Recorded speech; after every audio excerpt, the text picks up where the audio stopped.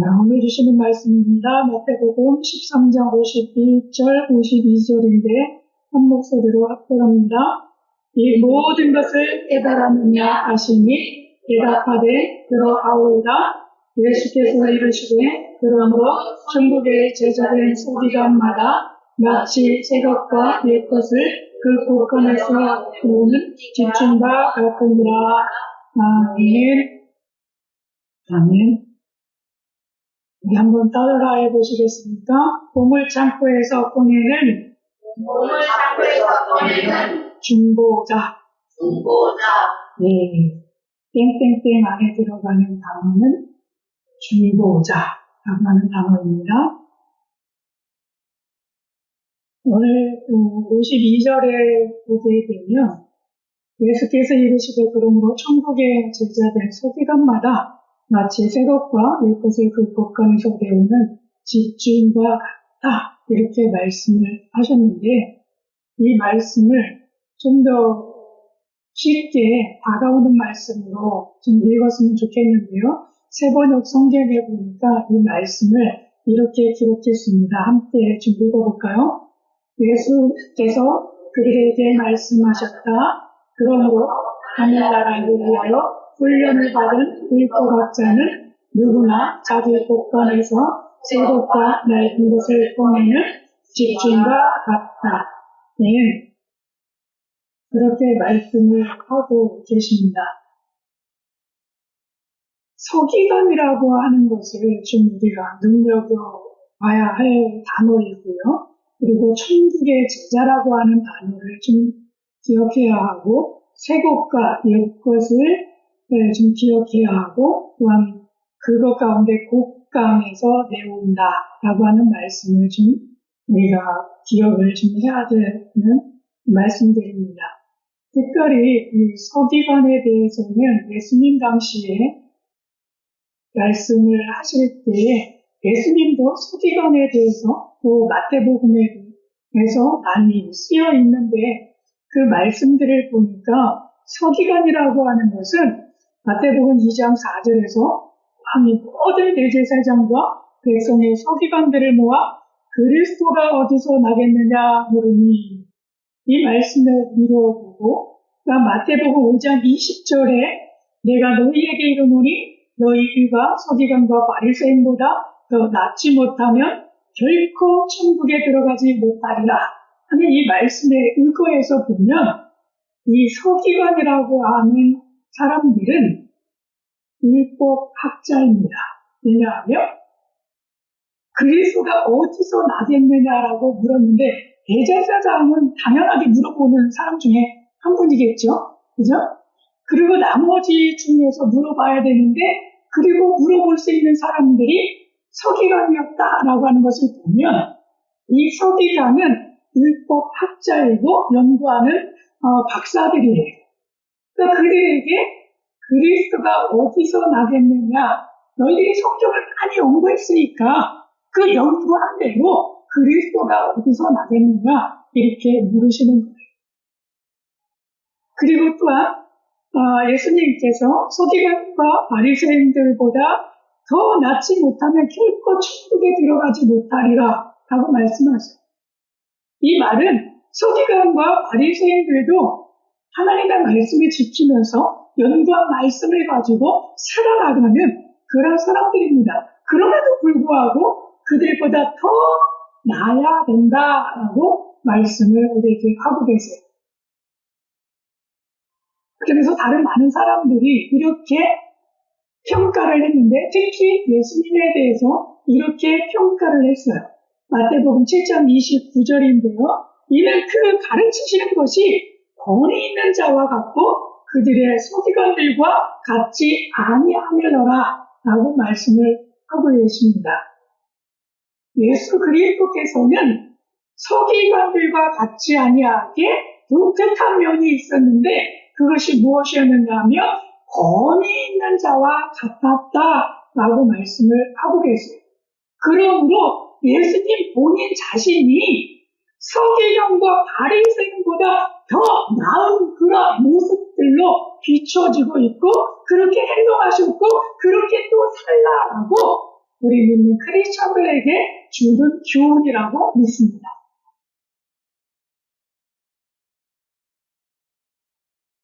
여러분, 이 소리가 무슨 소리인지 한번 잘 들어보시고 여러분들 판단해 보시기 바랍니다.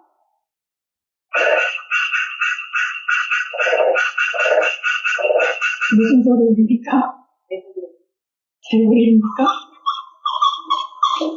이것도 무슨 소리죠?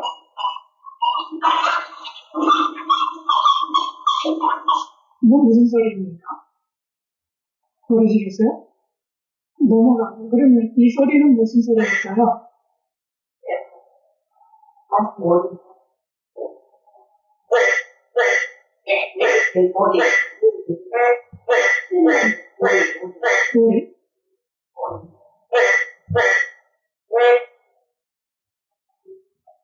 무슨 소리일까요?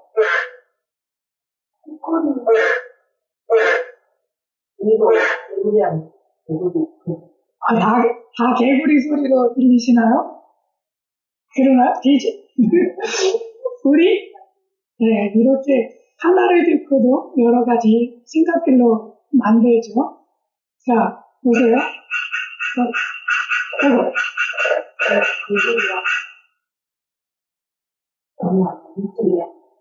이거는 확실히 들리죠?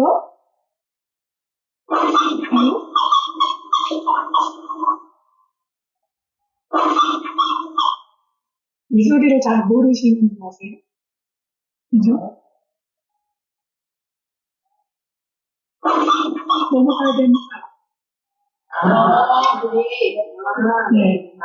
첫 번째 나온 건 개구리고, 두 번째 나온 건 두꺼비고, 세 번째 나온 건 맹꽁이에요. 맹꽁이. 오리 같은 소리가 들리긴 하죠? 맹꽁이에요. 맹꽁이. 성경을 우리가 보아도 개구리도 있고 두꺼비도 있고 맹꽁이도 있고 근데 서로가 이것들을 연구하고 들여다보면 여러분들 어떤 분들은 잘 들리시는 분도 있고 잘 들리지 않고 하는 부분들도 있죠. 정확하게 맞추시는 분도 있고 약간 비슷하게 맞추시는 분도 있고 맞추지 못하시는 분도 있고 그렇죠. 성경을 우리가 말씀 묵상을 하다 보면 마치 이와 같은 것 같아요. 우리가 어떤 일들이 알고 있는 한도 내에서 자기의 모든 지식과 모든 경험들을 다 총동원해서 그 말씀들을 우리가 이해하면서 나아갑니다. 그런데 어떨 때에는 우리가 그 말씀들을 잘 이해하지 못하고 맹꽁이 소리를 돼지 소리라든지 또 우리 소리라든지 이렇게 오해할 수는 있습니다. 왜냐하면 정확하게 우리가 그 말씀들을 알지 못하고 그만큼의 지식들을 갖추고 있지 않기 때문에 그러나 이 안에 있는 진리는 변하면 안 돼요. 그렇죠? 이 개구리라고 하는 것, 두꺼비라고 하는 것, 맹꽁이라고 하는 것, 이 본질은 변할 수가 없는 거예요. 이거를 변화시키면 안 되죠.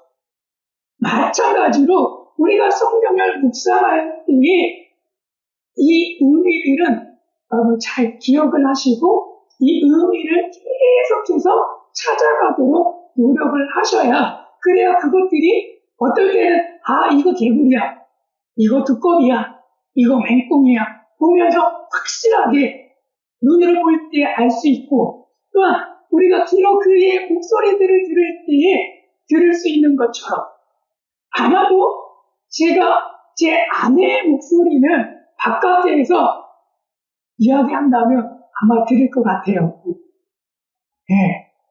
한 20명 살다 보니까 이제는 목소리가 익숙해서 그 목소리는 들을 것 같아요. 섞여 있어도 들을 것 같아요. 그것은 그만큼 제 아내의 소리에 좀 더 익숙해져 있고 그것을 많이 듣다 보니까 그것을 분별해내는 것이라고 저는 생각합니다. 마찬가지로 우리가 하나님의 말씀들을 진리라는 걸 처음에 잘 모를 수 있고 오해할 수도 있고 그렇습니다만 그러나 우리가 계속해서 이 말씀을 묵상하고 연구하고 그렇다고 한다면 세월이 지나게 될 때 이 말씀들을 우리가 정확하게 이해가 될 줄로 믿습니다. 특별히 오늘 말씀이 제가 들려줄 때 결론을 낼 거예요. 근데 그 결론이 여러분들 보시기에 조금 이상한 모습이 될 수도 있어요.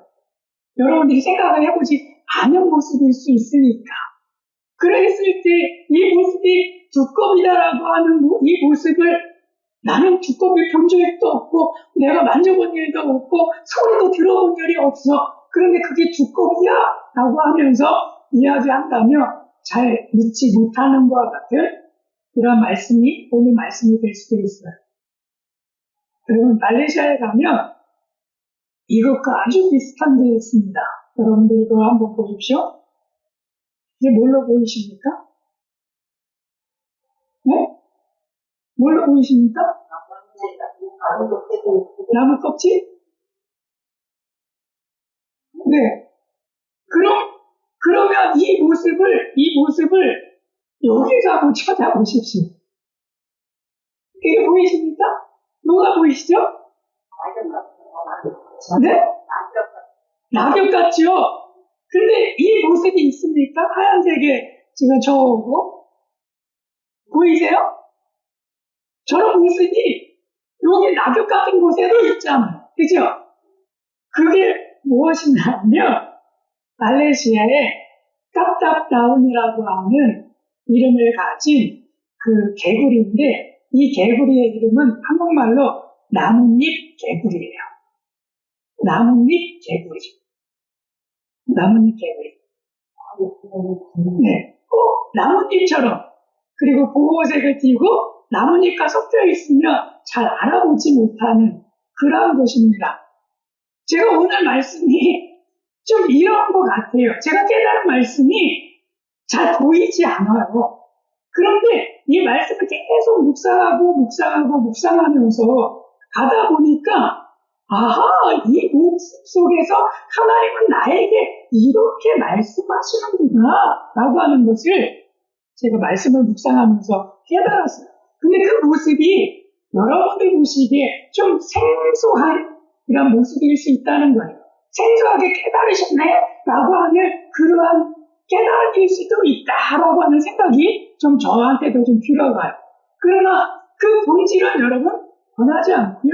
이거 개구리인 것처럼 여기가 주 예수 그리스도의 안에 있는 그 말씀으로 주어진 말씀을 제가 묵상하고 이 말씀 속에서 제가 깨닫고 여러분들에게 이 시간 전해드리는 말씀입니다. 네? 이것은 제가 성경을 묵상했기 때문에 그렇게 된 거예요. 특히 51절과 52절에서 이렇게 말씀하셨기 때문에 이 모든 말씀을 깨달았느냐? 라고 했잖아요. 이 모든 말씀을 깨달았느냐? 라고 했을 때 이 모든 말씀은 무엇에 관한 말씀이었습니까? 이 앞에 있는 천국의 비밀에 관련된 말씀의 비유들이었잖아요. 그것이 대부분 7가지로 이루어져 있는데 이것들을 다 깨달았느냐? 라고 말씀하세요. 그렇다고 한다면 예수님께서 말씀하시고 싶어 하시는 건 뭘까?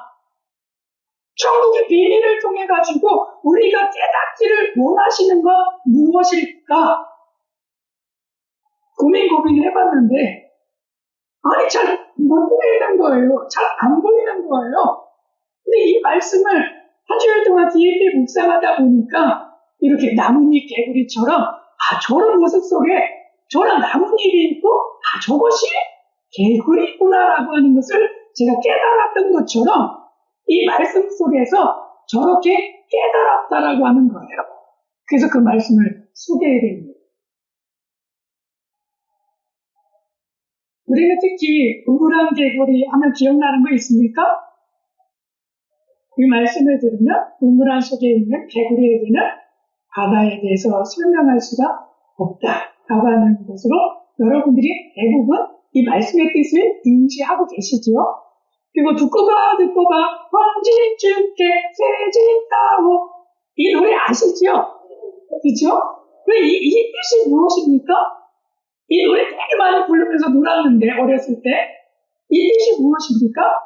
두꺼비는 집을 지키는 그 역할을 하고 그리고 재물의 복을 가지고 있는 그런 상징적인 그런 양설이에요. 그래서 그에게 두고 봐, 헌집 줄게. 너는 나한테 새 집을 다, 나한테 복을 주어. 이렇게 하는 이야기죠. 그리고 마지막으로, 아이고, 이 맹꽁아. 이렇게 이야기하면 여러분들 다 알아들으시죠?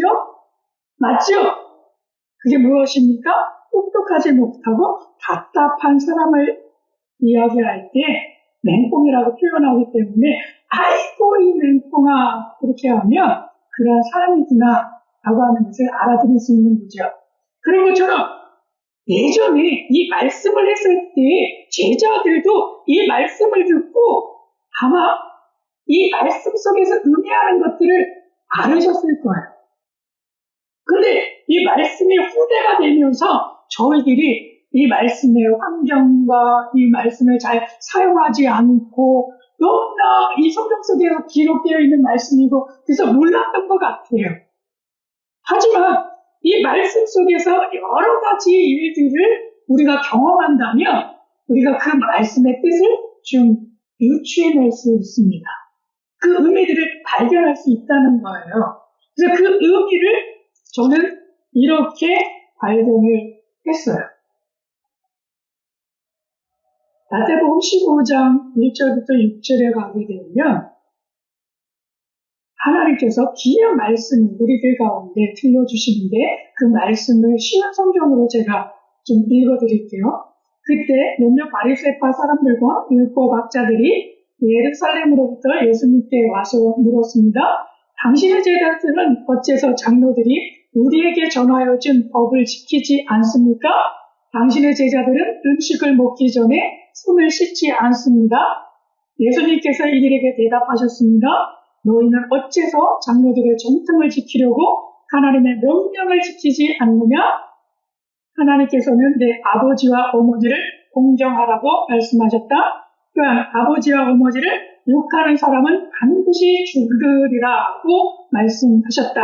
그런데 너희는 아버지나 어머니에게 드리려던 것을 하나님께 드렸다고 하면 자기 부모를 공경하지 않아도 된다라고 말하면서 너희 전통을 빌미로 하나님의 말씀을 무시하고 있다. 이렇게 이야기합니다. 율법학자들이요. 여러분, 율법을 가지고 그 전통을 가지고 살아나가지만 그들이 예수님 앞에 나와서 얘기할 때 왜 당신의 제자들은 이런 율법의 전통들을 지키지 않습니까? 했을 때 예수님이 그 율법학자들에게 하신 말씀이에요. 너희들도 지금 하나님의 말씀을 왜 그러면 지키지 아니하니? 라고 반문하시면서 들려준 말씀입니다. 그러면서 예수님은 그에 따른 결론을 하나 내주시죠. 그 결론이 무엇이었느냐면 너희 전통을 빌미로 하나님의 말씀을 무시하고 있다라고 하는 거예요. 그 전통을 빌미로 해서 율법학자였던 이 서기관들은 어떤 모습으로 살아가고 있는 겁니까? 하나님의 말씀을 무시하고 살아가고 있는 거예요. 그죠? 그런데 오늘 말씀에서 뭐라고 말씀하고 있습니까? 천국의 제자된 서기관마다 라고 말씀을 하고 있죠. 천국의 제자된 서기관마다. 이 이야기는 기존에 있었던 이 율법학자임에서 서기관이었던 이들이 범하는 실수들, 하나님의 말씀을 무시하면서 살아나가는 그런 사람들이 지금은 아니라 지금 예수님이 말씀하시는 것은 천국의 제자된 서기관들은 어떻게 살아나가는 사람들이라고요? 어떻게 행동하는 사람들이라고요? 말씀을 무시하지 아니하고 그 말씀을 진리의 말씀으로 받아들이면서 행동하는 그런 사람이다라고 하는 것을 여러분 기억하셔야 합니다. 그리고 예수님이 원하시는 것은 그 모습을 기대하시는 거지요. 그죠? 그 모습을 기대하시는 겁니다. 그래서 오늘날 천국의 제자된 서기관은 말씀 묵상을 통해서 옛 것을 해석하고 그리고 깨달은 새 것을 내 삶 속에 적용함으로써 현재를 살아내는 것이다 라고 하는 거예요. 다시 한번 말씀드릴게요. 오늘날 천국에 제자된 서기관은 말씀 묵상을 통해 옛 것을 해석하여 깨달은 새 것을 내 삶 속에 적용함으로 현재를 살아내는 것이다. 그러면 우리는 어떻게 이 말씀을 받아들이고 어떻게 해석해야 될까요? 그리고 나는 천국의 제자된 서기관으로서 어떻게 살아나가야 할까요? 그리고 하나님 예수님이 우리들 가운데 원하시는 그런 모습들은 뭘까요? 어떻게 살라라고 말씀하실까요? 곰곰이 묵상하면서 하나님께서 주신 말씀이 느헤미야서 1장 8절부터 11절에 있는 말씀을 찾게 하시고 이 말씀을 또 묵상하게 하셨어요. 그래서 이 말씀 속에서 제가 오늘 제목으로 삼았던 중보자라고 하는 단어를 여기서 제가 얻게 되었습니다. 천국의 제자인 느헤미야는 느헤미야 1장 8절에서 이렇게 기록되어져 있습니다. 옛적에 주께서 주의 종 모세에게 명령하여 이르시되 딸이 너희가 범죄하면 내가 너희를 여러 나라 가운데에 흩을 것이요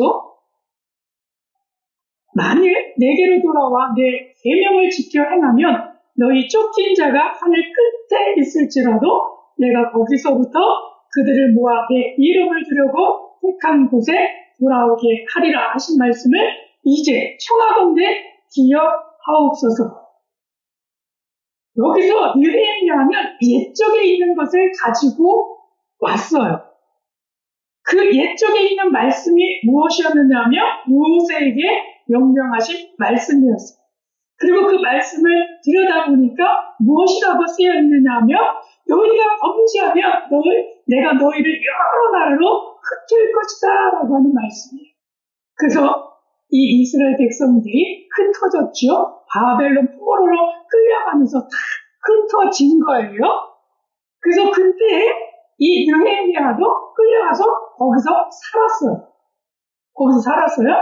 그러면서 또 이렇게 말씀하셨어요. 그 다음 구절에서 내게로 돌아와 내 계명을 지켜 행하면 하나님께로 돌아와서 하나님의 뜻대로 그 말씀을 지켜 행한다고 한다면 너희 쫓긴 자들이 하늘 끝에 있을지라도 내가 거기서부터 그들을 모아 내 이름을 부르려고 택한 곳으로 돌아오게 할 거다 라고 하는 말씀을 하시는 거예요.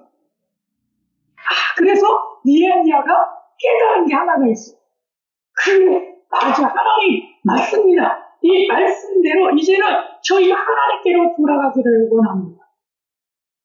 그러면서 이렇게 기도했잖아요. 이제 청하건대 이것을 기억하여 주옵소서 라고 기도하잖아요. 이 말씀을 꺼내서 지금 기도하고 있는 거예요.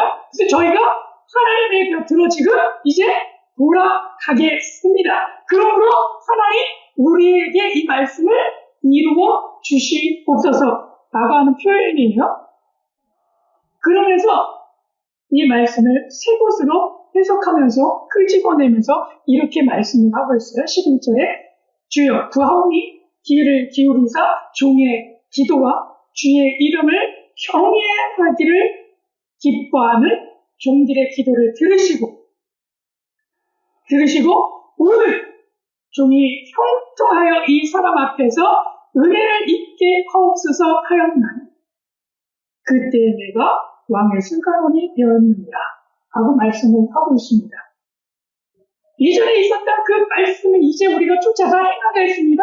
그러니 우리를 하나님께로 나아갈 수 있도록 우리가 옛적에 살았던 예루살렘 땅으로 나아갈 수 있도록 하나님 도와주세요 라고 하는 그러한 기도드리고 그것을 이제 뭐 한다고요?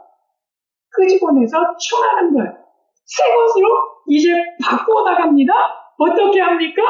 오늘 종이 형통하여 이 사람 앞에서 은혜를 입게 하옵소서. 내 삶에 적용하고 있어요.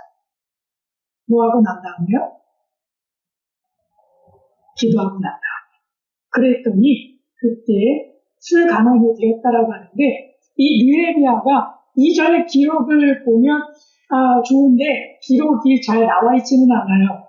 하지만 이가 그 이전부터 술 간원이었는지는 잘 모르겠어요.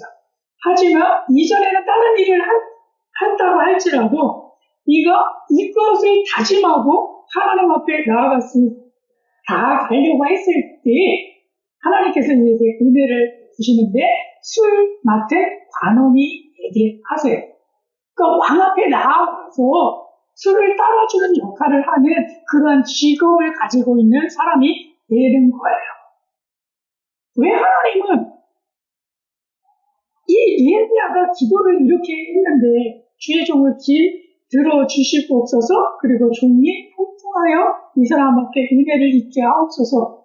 근데 이 사람은 누구예요? 이 사람은 누구예요? 자기를 관리하고 있는 상사 직원이 될 수도 있죠. 또 하나는 이 사람은 왕이 될 수도 있어요. 정확하게는 이해할 수는 없지만 그러나 자기 위에 있는 사람 앞에 은혜를 잊게 해달라고 부탁을 하고 있어요. 그 마음의 뜻은 무엇이었느냐 하면 이 다음 구절에 가서 보게 되면 귀한 소식을 하나 들어요. 이 느헤미야가 다른 아는 사람으로부터. 그 소식이 무엇이었냐면 예루살렘의 성전을 건축하고 있는데 그것이 방해하는 사람들로 인해 가지고 잘 건축되어지지 않고 있습니다.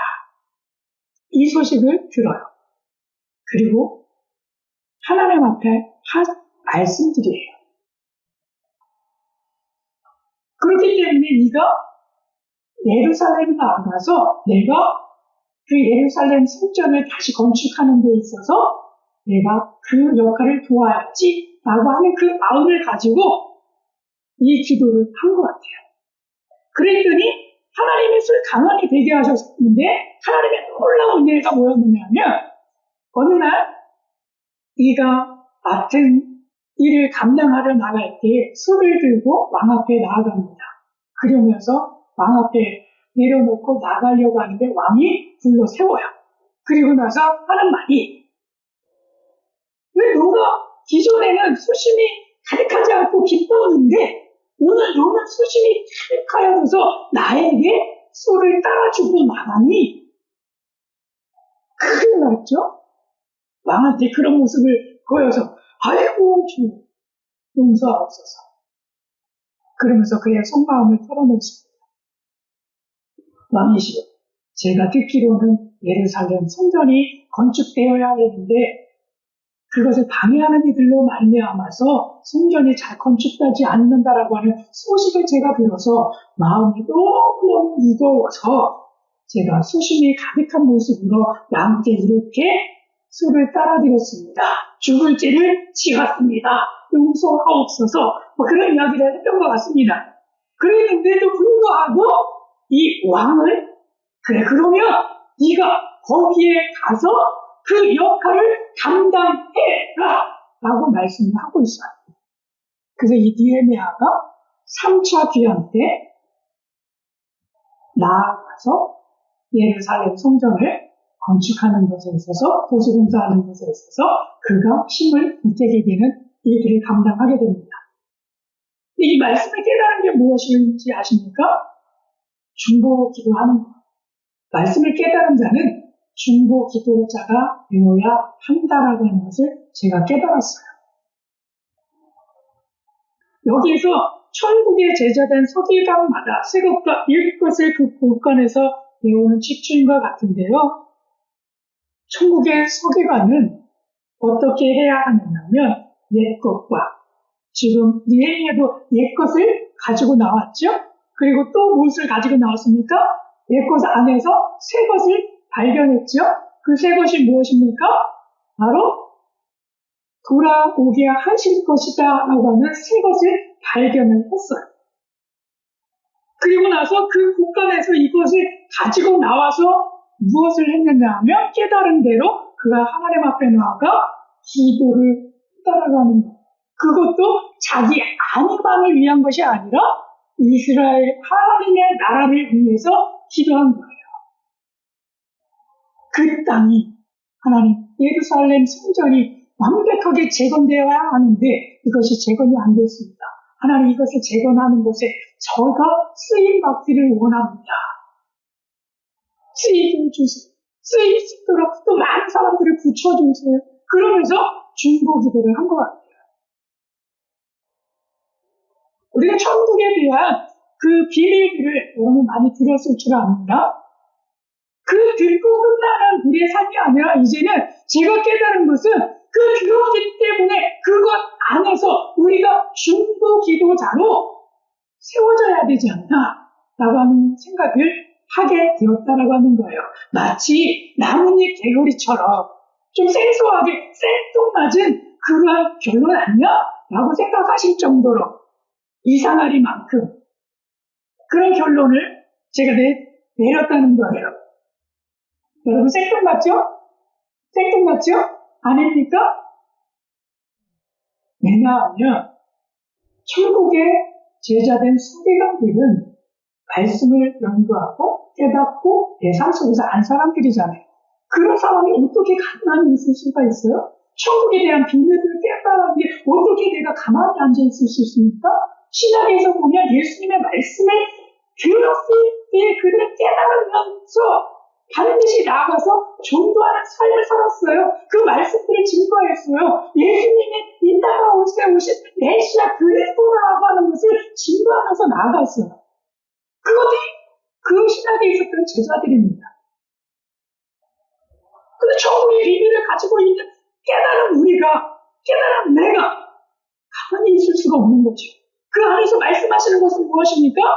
모든 사람이 다 죄를 범하였으니 하나님의 영광에 이르지 못하더니 한 의가 나타났을 때 그것을 믿는 자들이 그 의로 말미암아 천국에 갈 수 있다라고 말씀하는데 하나님 그렇게 되도록 하나님 이루어 주시옵소서.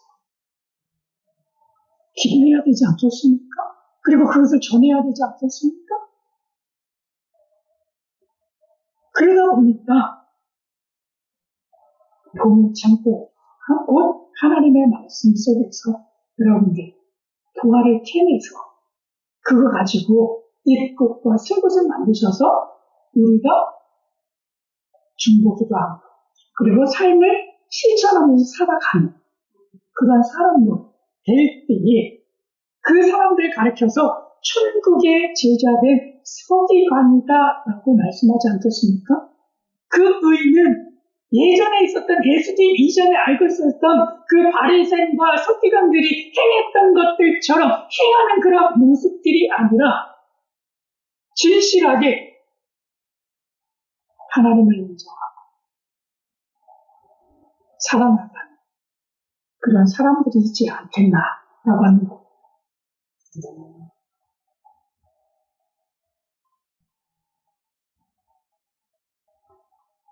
예수님도 이렇게 말씀하셨어요. 천국의 비밀을 깨달은 자는 중보자가 되어야 하는구나 라고 하는 것을 제가 깨달았는데 특히 요한복음 17장에 가게 되면 예수님이 또 그런 모습으로 사셨다라고 하는 것을 제가 발견했습니다. 이 말씀 속에서 보면 9절에 내가 그들을 위하여 비옵나니 내가 비옵는 것은 세상을 위함이 아니요 내게 주신 자들을 위함이니이다. 그들은 아버지의 것이로소이다. 12절 내가 그들과 함께 있을 때에 내게 주신 아버지의 이름으로 그들을 보존하고 지키었나이다. 언제 어떻게 지키었습니까? 날마다 새벽마다 일어나서 하나님 앞에 묻고 기도하셨던 예수님의 그 모습들 아니겠습니까?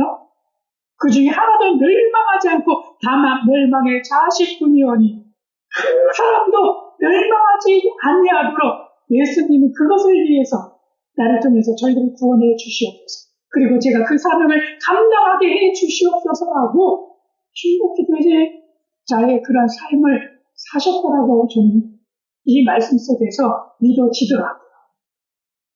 그러므로 말미암아서 우리도 이 삶을 쫓아 행해야 되지 않겠나.